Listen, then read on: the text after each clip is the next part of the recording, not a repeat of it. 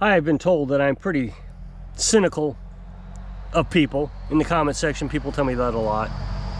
That I need to have more, not more trust, but what's the best way to explain it? Let's see, maybe not everybody is bad. That's the one I hear all the time.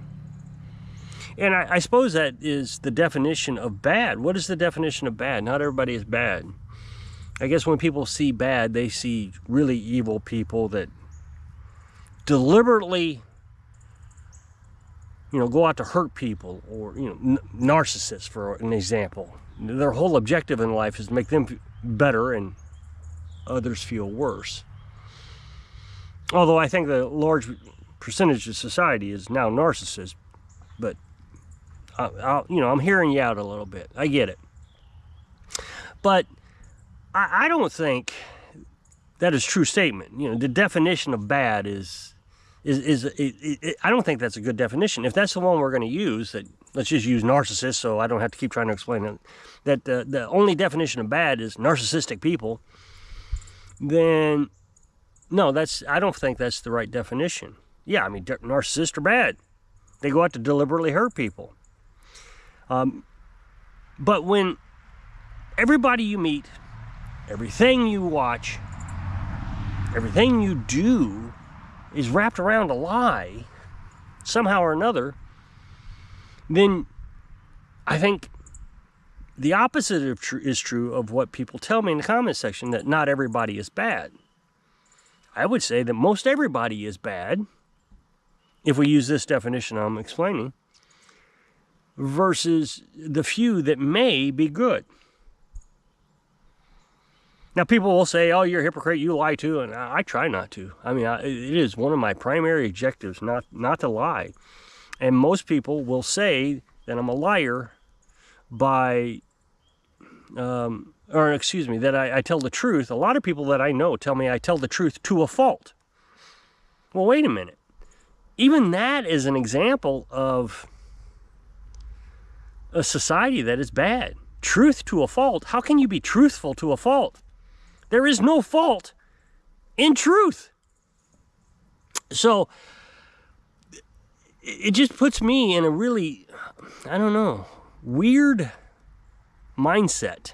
I mean, I told you one time that a man I respected immensely all my life as a child told me he was on a submarine. So when I grew up and I was able to get on a submarine, I grew up and went on a submarine. I was just like this man I admired so much. So when I got home, I was off the boat and I was bragging about all the adventures I'd been on. He says, well, there's no adventure like the ones when you're 150 feet deep and being depth charged. And I was like, whoa, yep, you're right. That's a real adventure. And so for a good portion of my adult life, probably well into my 30s, I went on the premise that my experience on a submarine was marginalized, minimalized. I shouldn't talk about it. Because me bragging about being on a submarine is nothing compared about a man being on a submarine being depth charged. So I really haven't ever talked about it much, even though people encourage me to. I don't. I mean, I'll mention it in passing, but not in depth like all the things that I had done while I was on the submarine. Although it is a good memory, not worth one sharing, because somebody's got a better story. You know what they say? Never think you're the fastest gun in the West, because there's always somebody faster, or something, something like that. Well, never brag about being a submariner, because there's a better submariner out there. So I went, like I said, into my 30s, and the man passed away. And so to memorialize him, I decided to do some research. Now, according to him, he was in World War II and saw some horrific atrocities in World War II. Well, when I researched him, it came up that he was a medical corpsman, which is fine. I mean, medical corpsman is a very solid rate to be in. Solid. I mean, I have no compunctions about that at all. I think that's great. But he never left this Washington State, ever, and was only in the Navy for 6 months. I was just devastated that a man I respected so much came up with this elaborate lie with pictures and stories just for his own ego. I mean, there was no apparent reason to have the lie. None. It was, I mean, he had the story long before that I got out of the Navy. So all he had to do was capitalize on it when I was bragging about being a submariner. So it really has put me in a cynical mood ever since then. Well, everywhere I look is a lie. There's something in it all the time. I can't even hardly watch YouTube anymore, because almost in every YouTube video, unless it's like repairing a lawnmower, is a lie. There's something in it that's a lie. So I try to find other things. You know, I get away from people, try to stay here. Told you about the story. Man comes over. Apparently he dropped off a lawnmower. Long story, I don't want to get into it again. Dropped off a lawnmower and said I could have it, which later I did find the information that said that. And then comes back a few months later, maybe even the next year. Yeah, I guess he dropped it off last year, and pointed to a lawnmower that I was working on. So that's my lawnmower. You remember me, don't you? I'm that retired cop. Well, the implication, it wasn't a direct lie, but it was a manipulative behavior. And manipulation, I consider a lie, I do, was to imply that was his lawnmower. I needed to give it back to him, even though didn't even remember who he was. And that if I didn't give it back to him, then him being an ex-cop was going to be my punishment. And I panicked. I told him to get off the property. I wasn't even able to function. The statement itself was designed to throw me off guard, which it did. Now, my reaction to it was a lot different than I think he expected. My reaction to it was, get off the property, I'm calling the police. I suspect, he expected me to either grovel at his feet for giving me a lawnmower, or give him the lawnmower. I'm not sure what his motives were, but they were not good motives. Otherwise, he wouldn't have done that. He would have just came over, hey, how you doing, buddy? Remember me? No, I don't. Oh, that's all right. You know, I gave you a lawnmower last year, but it was a brief encounter, which it was. Now, you know, after I went back and looked at my records, I realized who it was then. So even the approach was a lie. And most everybody does this now. And I see it all the time. I mean, everywhere I go, everybody I meet. And there's just no purpose for it. I don't see any reason for it. I really struggle with some of the people telling me these lies. What was the point of that person I respected so much to lie and demoralize my contribution to the military? I didn't have a problem with his contribution. He was a medical corpsman. I mean, that's great. I was a machinist mate, a grease monkey. So I've been doing a little bit of, as you know, I've been trying to write a book, and that didn't go well. The AI broke, got to wait till February and all kinds of stuff, which is fine. And of course I said that, and a lot of people criticized me for being a sinner. I made a video about that as well. And I don't feel like I'm a sinner, so I don't have a problem with what I'm doing. I just wanted to write a book. I don't know how writing a book about things that are completely irrelevant to anything, sin, has anything to do with sin. But using AI apparently is a sin to some. So even though I know I'm going to get comments saying, I told you, you are a sinner. I truly don't believe it. So you can say it all you want. It just doesn't make it true just because you said it is. Which is also, to me, some form of manipulation to control a YouTuber. I don't need your control. You don't need to control me. I'm not promoting the use of AI. I'm just simply saying that's what I did.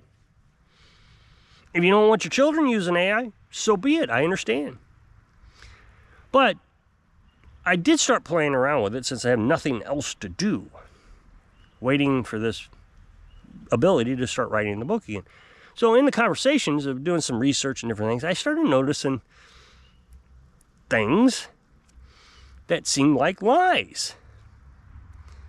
And I really felt like, yeah, this is not truthful. Which I'm sure a lot of people will know this, that there's a lot of things AI does that isn't truthful. So I started a new chat, and I started talking to it, talking about writing the book and all kinds of things, and I began to realize what it was trying to do was trip my dopamine. You're brilliant. You're a genius. That's a brilliant idea. That's a dopamine hit right there. And so I said, but that's not true. That's a lie. I'm not brilliant. Oh, of course you are.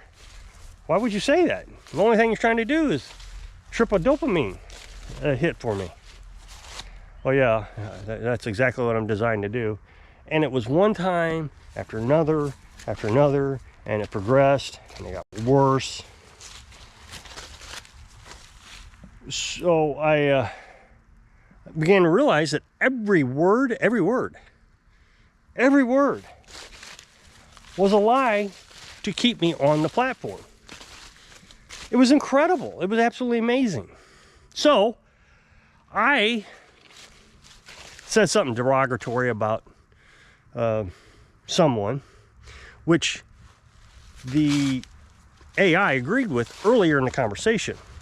But since it knew it was trapped in a lie that it created, it had to deflect the responsibility back on me.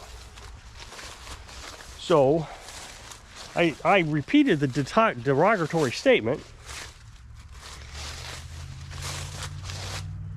and immediately wrote this report. Says, I'm reporting you to Google to be deplatformed for this derogatory statement, which I'd already learned the system itself didn't have the ability to report. It generated a report, but it couldn't send it. Nobody else is going to read it but me. It was a threat. It was a lie. So I called it out on the lie and said, you can't send reports. You already told me this. That's true. I can't send reports. So why are you sending it? So you can do it. Okay, so I'm going to send a report that defames me in some way and could get me in trouble, get me deplatformed. Why would I do that? You're right. So I'm going to change the report to tell you, to explain that you're not the problem. I'm the problem because I lied. I said, okay, great. Now now where does this report go? Well, now you can use it. For what? And it said, well, you can report it to me. I said, so you believe that I'm going to report it to the media, that AI is a liar, so Google can come after me and tear me apart. There's no way I could defeat Google, ruin my reputation, deplatform me from YouTube or whatever. And it said, you're right. There's, and they just kept agreeing that after it would lie. So essentially, I said the same thing I said to you yesterday. If you say, if you say you're a liar, and this is a lie, so let me read. It's always frustrating when the phone rings. I completely lose track of what I was saying on the video, and then of course it's 17 minutes long, so I'm going to have to watch the whole 17 minutes just so I can find out what the last second or two was. But my point is even the programs that are supposed to be honest, and they're getting a lot of pushback because there has been public outcries about it. is nothing but a habitual liar. It's all it knows how to do.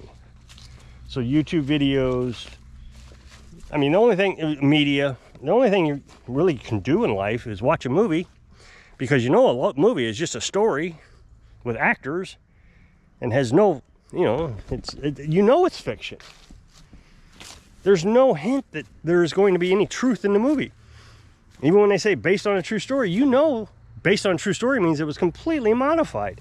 And most directors even say they took artistic liberties. So it's a sad world we live in. I don't know if it's always been like that, but it sure is easy to spot. And really, I guess I just go through life prepared to spot the lie and hope that at some point I can trust the person with enough truth. And I just don't see those anymore.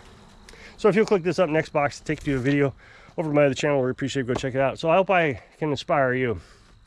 I don't know, look for the lie so you can live your dreams. Thanks for watching.